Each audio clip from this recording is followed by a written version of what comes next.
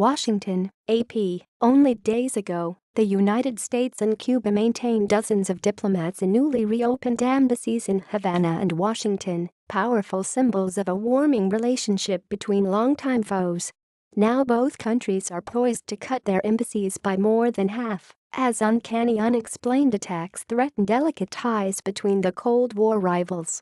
The Trump administration will tell Cuba on Tuesday to withdraw 60% of its diplomats from Washington, American officials said.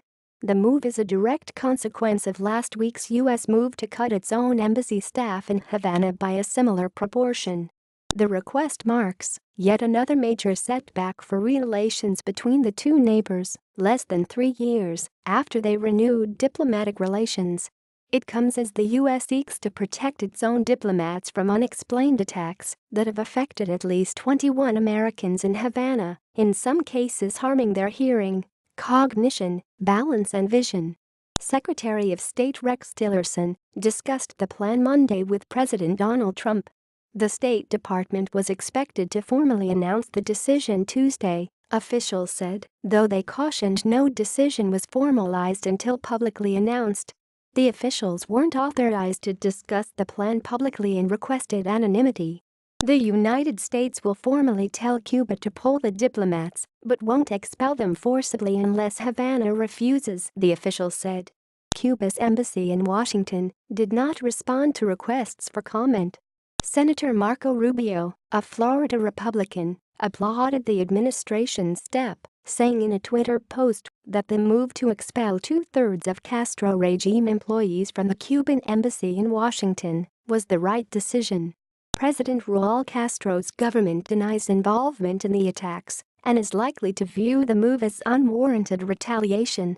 Yet U.S. officials said the goal wasn't to punish the communist-run island, but to ensure both countries have a similar number of diplomats in each other's capitals. Tensions between the two neighbors have been escalating amid serious U.S. concern about the unexplained attacks. On Monday, the Associated Press reported that U.S. spies were among the first and most severely affected victims.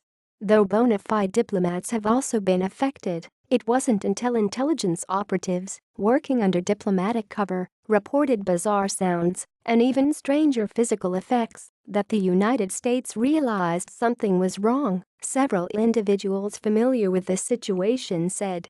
The mysterious health attack started within days of President Donald Trump's election in November, the AP has reported.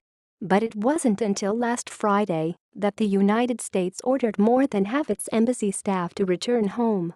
Delivering a 1-2 punch to U.S.-Cuba relations, the U.S. last week also delivered an ominous warning to Americans to stay away from Cuba, a move that could have profound implications for the island's travel industry.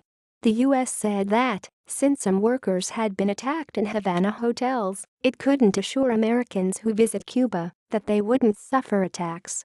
Because our personnel's safety is at risk, and we are unable to identify the source of the attacks, we believe U.S. citizens may also be at risk and warn them not to travel to Cuba, the United States said in a formal travel warning. Cuba had called that hasty and lamented that it was being taken without conclusive investigative results. But several U.S. lawmakers had said the move by Washington didn't go far enough because President Raul Castro's government was being permitted to keep all of its diplomats in America. Senator Marco Rubio, our Florida, had called the one-sided action an insult in an AP interview. Ultimately, the U.S. decided to take reciprocal action to bringing the two countries yet closer to the chilly state of relations they endured for decades until 2015, when they restored formal ties and reopened embassies in Havana and Washington. The U.S. previously had roughly 50 American workers at its embassy in Havana, so the 60% reduction will bring the figure down to roughly 20. It wasn't immediately clear how many Cuban diplomats will have to leave Washington to bring the two countries' rosters to parity. At least 21 U.S. government workers in Havana and their relatives have been affected. Diagnoses include permanent hearing loss and mild traumatic brain injury.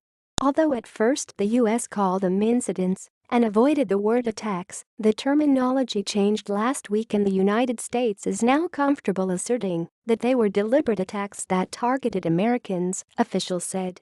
Still, the administration has pointedly not blamed Cuba, and officials have spent weeks weighing how to minimize the risk for Americans in Cuba without unnecessarily harming relations or falling into an adversary's trap.